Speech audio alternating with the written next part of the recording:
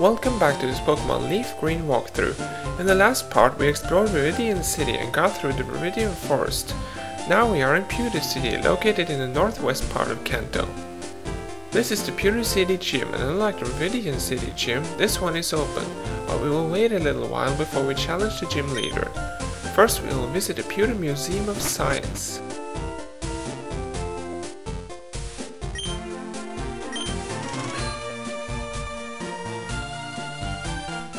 Inside the museum you can find skeletons of Aerodactyl and Kabutops, two ancient Pokemon which you can obtain when resurrecting them from the old Ember and the Dome fossil respectively.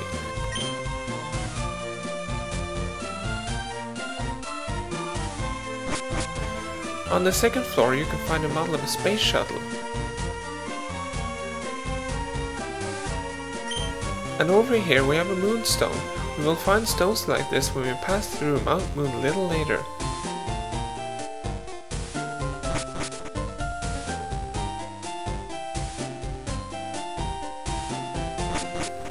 When you have the ability to learn Cut to your Pokemon, you can cut down that tree and enter the back door of the museum.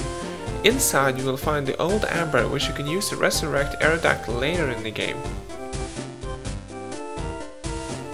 Before we take on the gym, we will go back to Viridian City for a little side quest. If you exit the city on the west side, you come into Route 22. At the end of Route 22 is the Pokemon Lake, which you of course cannot enter right now, but after all the gym badges have been obtained, we will come back here. Right now, what we will do here is to face our rival.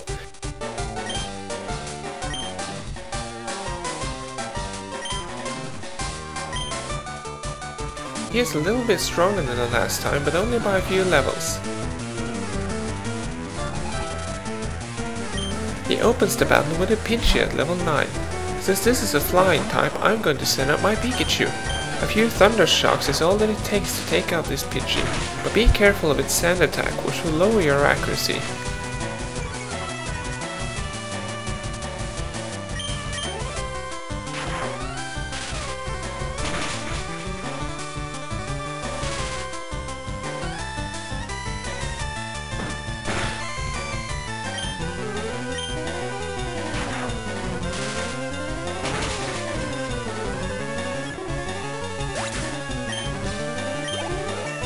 Pidgey goes down and we learn a new move which is Thunder Wave. This move will paralyze the enemy when it hits, useful to have in tough battles.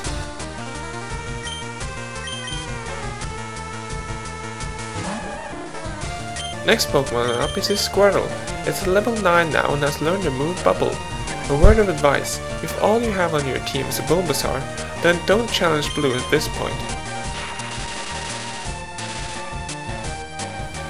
Since my Pikachu has low defenses and Squirtle is using Tail Whip, I'm going to try to paralyze him and then lower his attack to increase my winning chances.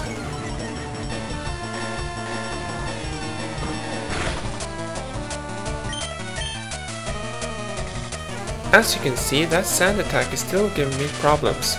I suggest that you stock up on healing items before coming into this battle in case you have the same problem.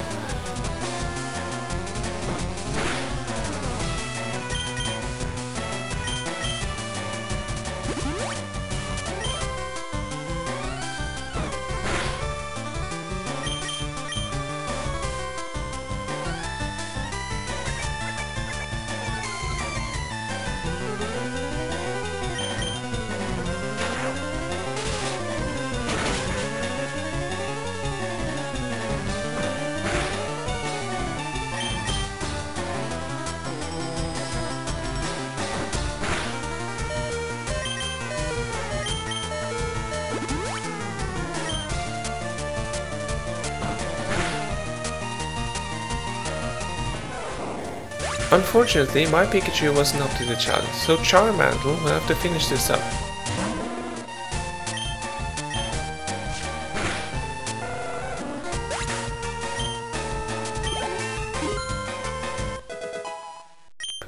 We level up to level 13 and learn the move Metal Claw. To all of you who are using a Charmander and don't have a fighting type on your team, you should wait until you have learned this move before challenging the gym. The gym leader uses Rock-type Pokemon, and Metal Claw, a Steel-type move, will be your only super effective move in that battle. Now we can take a quick look at the Pokemon you can catch here.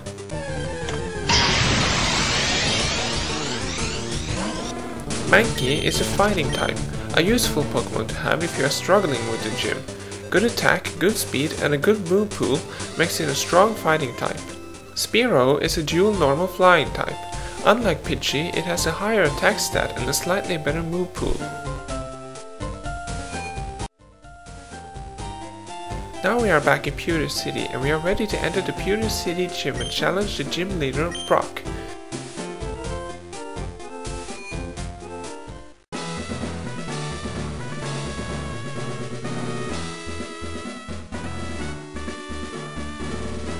If you talk to this man, he will give you tips on how to beat Brock.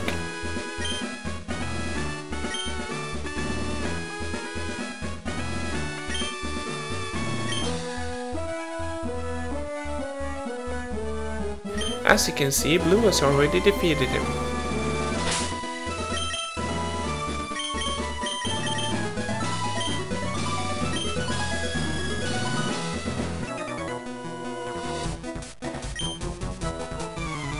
Before we can take on Brock, we have to get past this lone gym trainer here.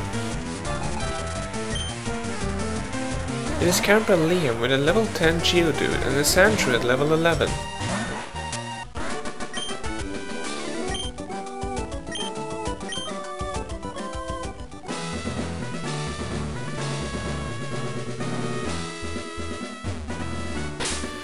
Finally, we are ready to face Brock. And before you start the battle, I recommend that you heal up if you need to, and save your game. Those of you who started with a Bulbasaur or a Squirtle will need no help in this battle. Your attacks will destroy Brock's Pokemon.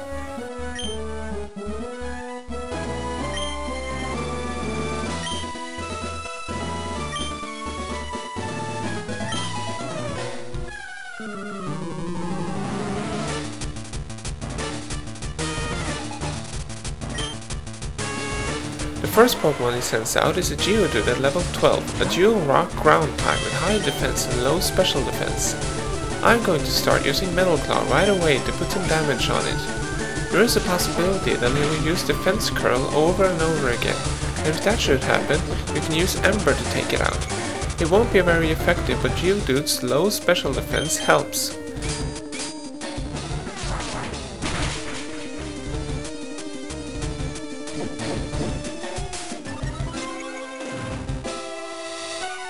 Metal Claw is somewhat inaccurate, so you must factor that in when battling here.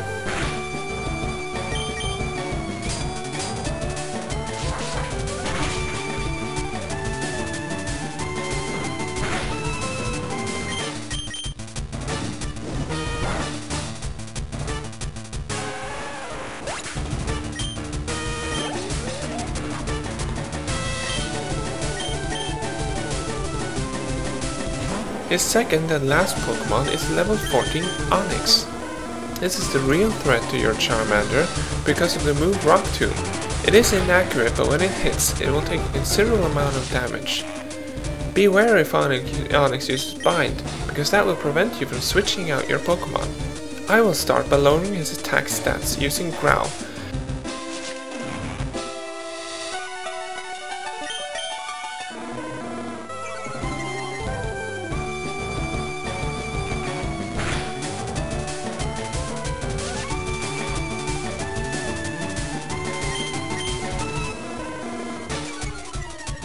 About 4 Growls should do the trick, and as you can see, Rock Tomb does much less damage now than it usually does.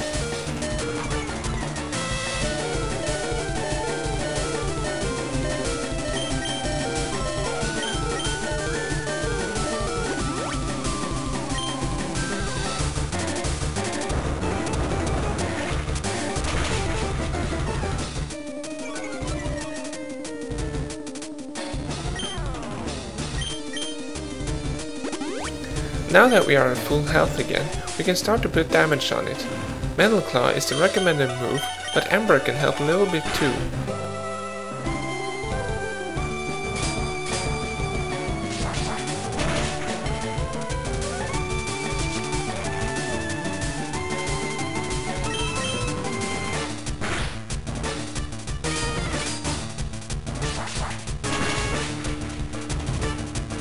If you're lucky, like I was right there, your attack stat will increase when using Metal Claw.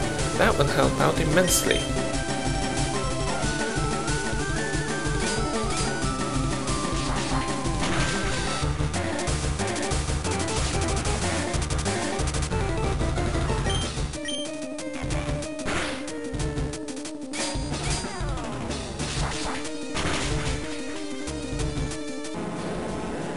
One final Metal Claw, Onix goes down, and my Charmander levels up.